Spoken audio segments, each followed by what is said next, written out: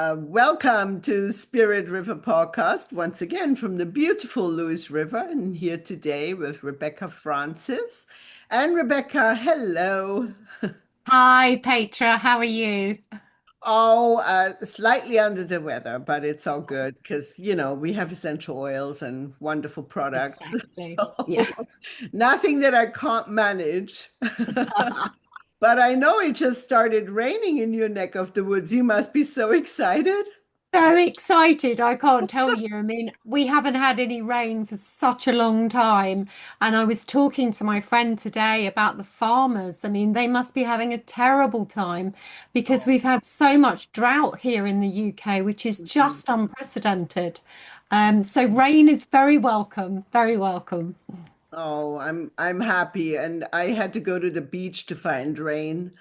I was in a melancholy mood on my birthday because my mom died the day after my birthday when I was 16, and so I always feel melancholy on that day.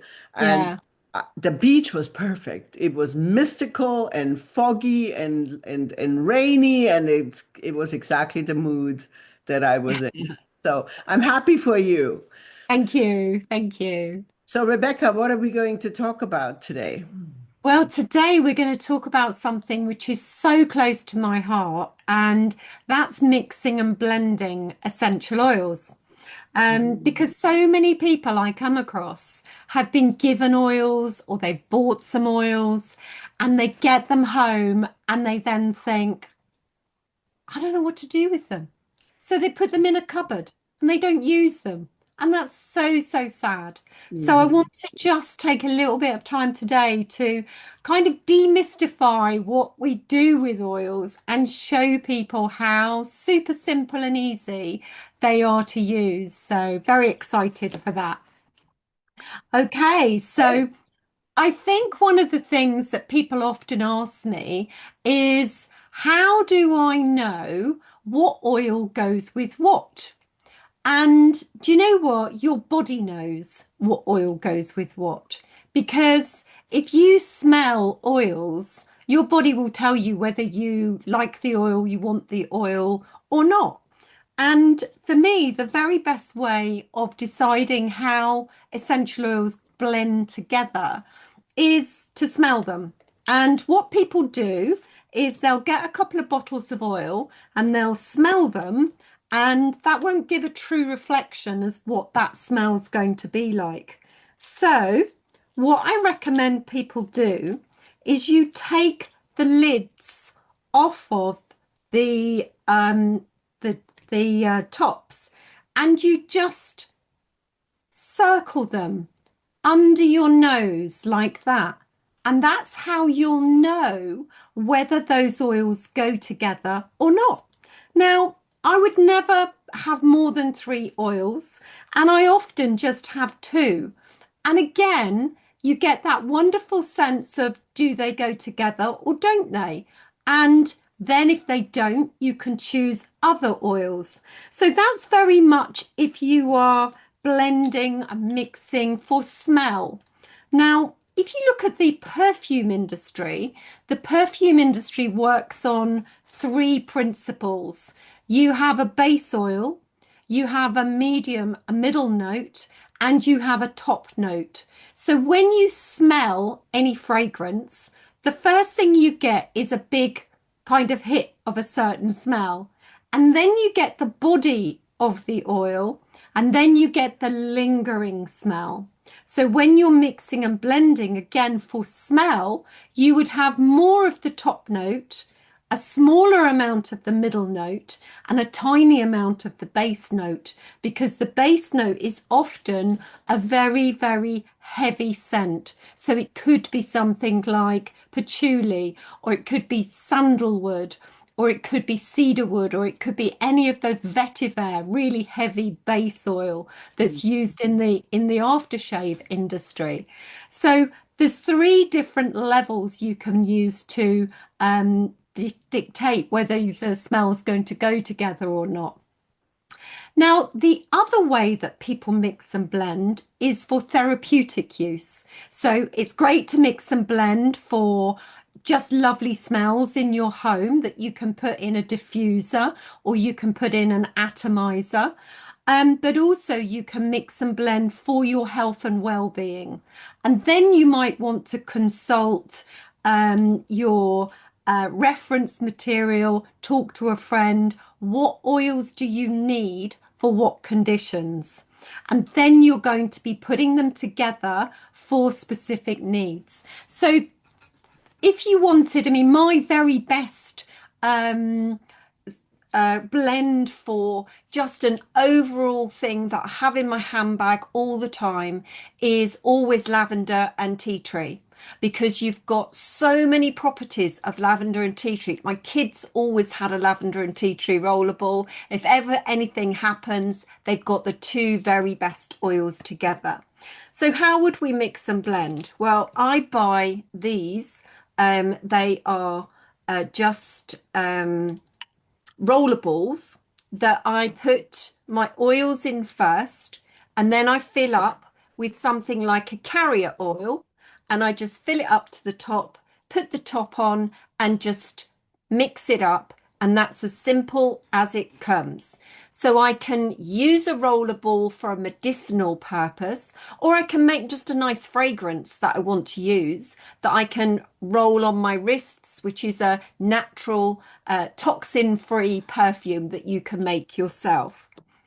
The other thing I do is I make sprays. So we're going to be talking in a little bit about, in another class, sorry, about menopause. And one of the sprays that I love to make is peppermint spray because ladies of a certain age get an awful lot of heat. And to get rid of that heat, peppermint is one of the best oils to really reduce your temperature. So that is a great thing. And I also, as you know, travel quite a lot. So I go to hot countries. So I always take my peppermint spray with me as well. And the other thing I mix and blend into is my large bottles for my cleaning products. So my cleaning products always go into these as well. And again, we had some fabulous recipes in a previous class on how to detox your home that you might want to look at as well, because there's some great recipes there where you can make sprays that you're really going to help you to detox your home and clean your home at the same time. So very, very simple. You cannot really go wrong. The only thing you need is a bit of courage and get those smells going and see what resonates best for you. So have you got any thoughts or tips on this as well, Petra? So, my question for those of you that don't know what a carrier oil is, you can buy almond oil, apricot kernel oil, castor oil. Well, castor oil is a little thicker. That's usually not so great for blending. But then our company also has a fractionated coconut oil that is ideal because it's super easy to mix. But you can really use any carrier oil that you like. So what's the purpose of it? Is you only need a few drops of the oil in the carrier oil. You don't have to use the oil neat or directly unless you really, really want to, and you have, for example, if I buy a rose oil and I only use 5 drops in a carrier bottle that's about this big and it lasts me a very long time. And so I make my bottle last a long time as well. So yeah, I just love mixing. And like Rebecca already mentioned, if you breathe it on the cap when you open the bottle and you know what resonates, like really breathe it in like this. And then you know if it resonates with your body and if you feel drawn to it, that's how you know. And sometimes I mix too many oils. I have to apologize. I probably have bottles that have 20 different oils in it, and I love it. Wow. Wow. It's a bit much. But That's because we're lucky. We haven't that amount of oils, don't we? Because we yeah, have yeah, I them, go a we little use them. crazy. Also, Yeah. my diffuser, I mean, obviously you can diffuse it, but if I diffuse oils like frankincense and peppermint and, different oils that freshen the air, you can, I mean, sometimes there's a little bit left in the diffuser and I add to it, and then suddenly I have a whole new mix. And people Yeah. walk in the door and say, Why does your house smell so good?" So, Yeah. anyway. Do you want to add Brilliant. anything else, Rebecca? No, I think that I just really Okay. want people to have some courage to try it, to get their oils out. If they've got them at home, they're not using them, get them out and try. Just see what resonates for you because it will be right for you.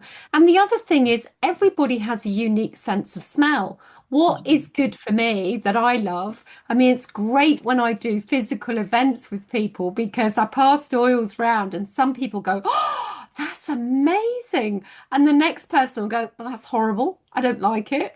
And that is fascinating that we're all different. So Oh, there is no one size fits all. It's what's right for you. exactly. Well, thank you for sharing all this extraordinary information, Rebecca. And thank you to my audience. We will see you next time. Take good care and have Yeah. a lovely day. Ciao, Yeah. ciao. Bye. Bye.